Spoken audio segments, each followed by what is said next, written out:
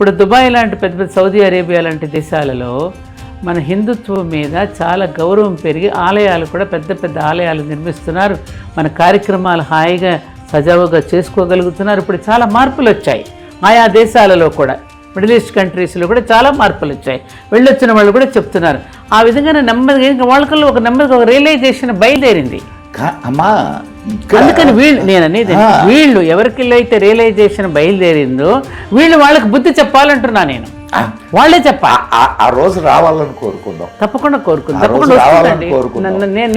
ఎవరైనా ఏ హిందువు కూడా హింసను కోరుకోడమ్మా, దూరంగా ఉంటాడు కదా, దూరంగా ఉంటాడు.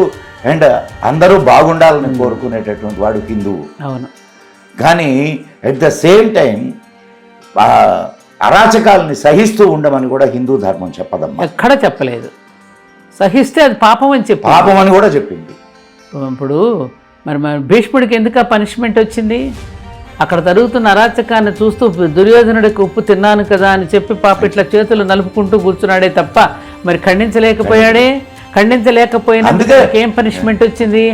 అంపశయ్య మీద పడుకోవాల్సి వచ్చింది. అవునా? ఆ పనిష్మెంట్ ఆయనకి. అలాగే చూస్తూ ఊరుకోవటం అనేటువంటిది సరైన పద్ధతి కాదనేది మన పురాణాలు కూడా చెప్పాయి.